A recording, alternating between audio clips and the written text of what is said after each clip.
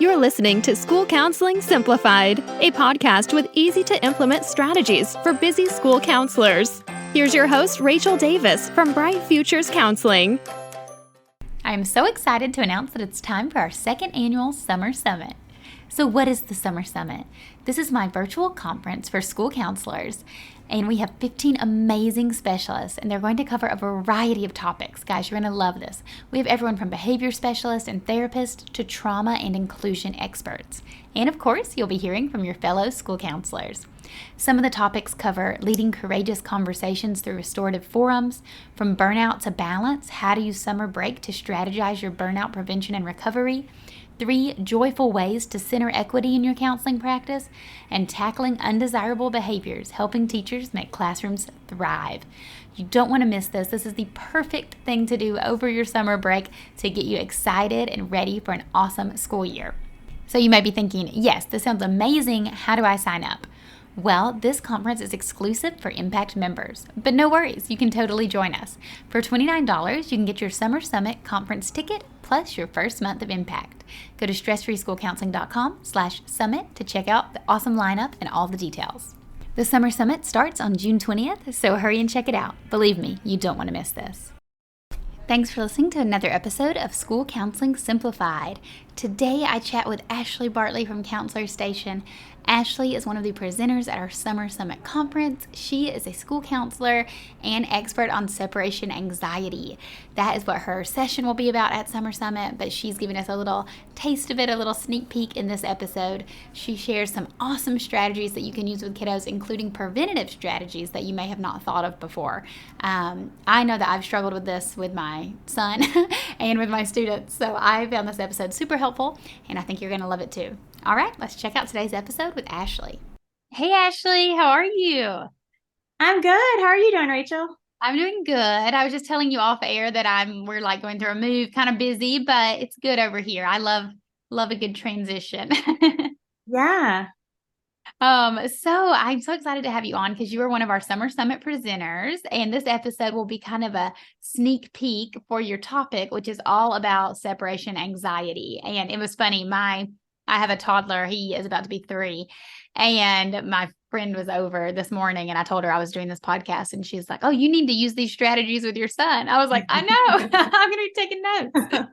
So I think it's definitely a topic that as counselors, as mothers, like a lot of us experience. So I cannot wait to learn more about this. Yeah. Well, thank you for having me. I'm excited to be on, and I'm excited to be presenting at your conference this summer. Awesome. Thank you. So to get started, tell us a little bit about who you are and your background, and then kind of how you became a specialist in this topic. Sure. Well, I'm Ashley Bartley, and I'm a school counselor. I just finished my 15th year, and I started in a middle school. Loved that age. I still love that age. But moved to elementary school to do more proactive, like preventative work. And just, I guess over the last few years, I mean, I guess kids have always had separation anxiety, but ever since the pandemic, it is just so prevalent, at least at my school, and I think in general. And so that's just something that I've tried to come up with more strategies for. And then recently I've written 2 books where one is actually about separation anxiety, so that I can like read it to my classes at school and give them some ideas too. That's so awesome. What is writing a book like? How long did that take you? Each book is about a year-long process, I would say, maybe less. The first one took longer, but it's something I wanted to do starting when I was like 7. And I actually took classes at the Institute of Children's Literature and learned all about the publishing side of it. And then submitted queries and manuscripts and started working with Boys Town Press. That is so cool. And we will link to your books in the show notes so people can check them out, especially the separation anxiety ones. Sounds good. But tell us, so if we have a student, what are some signs that a child may be experiencing separation anxiety? What should we look out for? You can usually tell right away if you're in a school building, because they're the ones that a lot of times will have a hard time getting out of their car. I get a lot of calls on the walkie-talkie to come assist with kids who won't even leave their car or get out of their car. And then once they make it into the building, oftentimes they're really teary. We don't let the we don't let their grownups or their caregivers like come into the building. There's like a little glass entryway and they can come into that part. And so we see a lot of action in that little, we call it the fishbowl, in the fishbowl, with parents trying to separate from their kids and lots of struggles. So we see that, just refusing to come to school in general. So maybe they're refusing to get on the bus, if they're bus riders.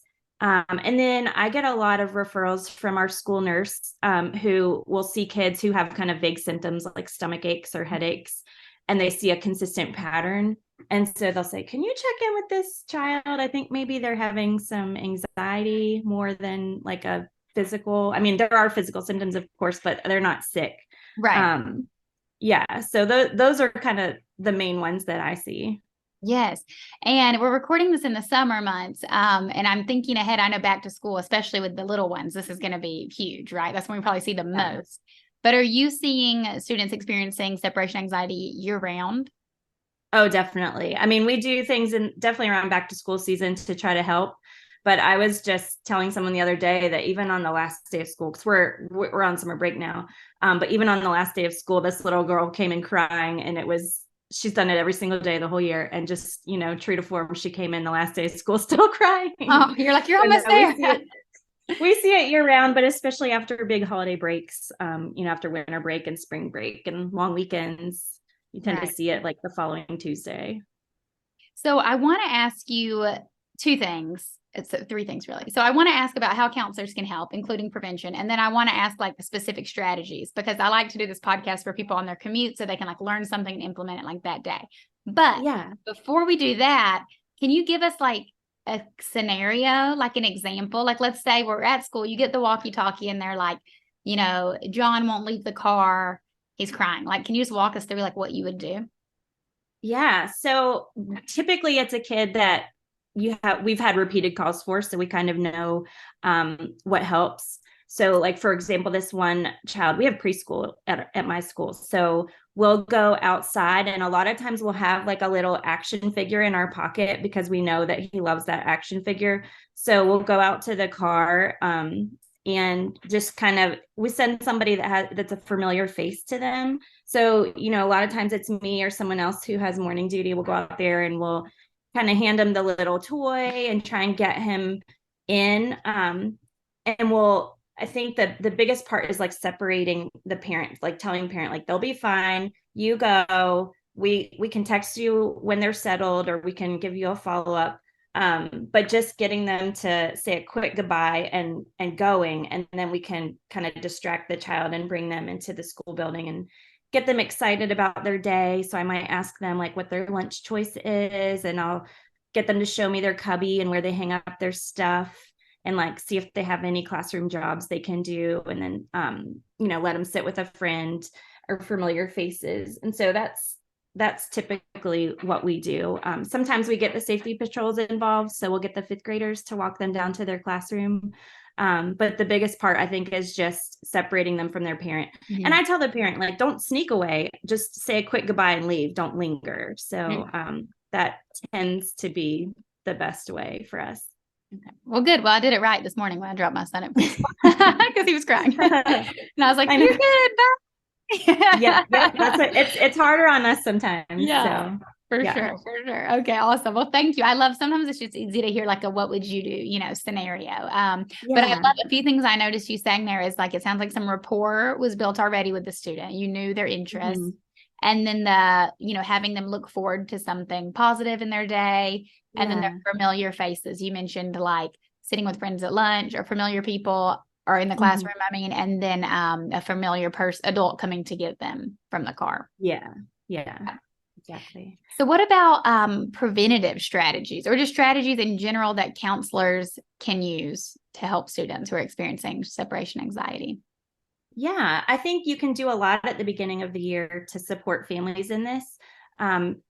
A lot of times schools will have like an open house or back to school night. So that's a great time when the kids, especially new ones who've never been there, can come and see the school, meet their teachers, see their classroom, figure out where their desk is going to be, where their cubby is, and kind of just have that visual.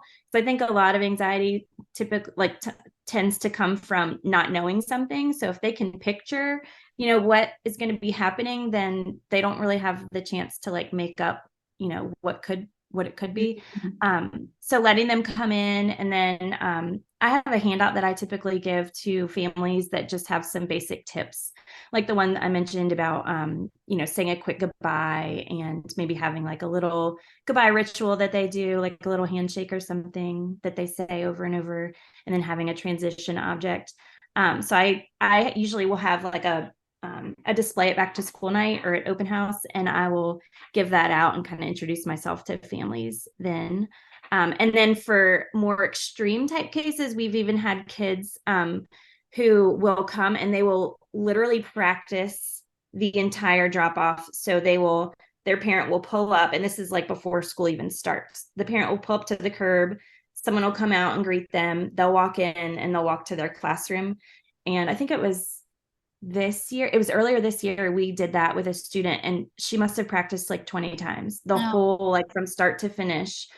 And then the first day of school, she was great. She had no issues, and she never had issues after that, just because that's awesome. she had practiced. Right. And that's not always the case, but that was definitely proactive and didn't have to happen on the first day of school. Right. Oh, I love to hear that. That's so cool. And what about the students themselves? So let's say it's our first time that a student's like a new student to us, right? Like we don't know them personally, so we don't have any like custom strategies for them. But what are some general strategies that seem to work well? Yeah. A lot of times they will have like an object they can, I would suggest like bringing something from home that's small that they could keep in their backpack.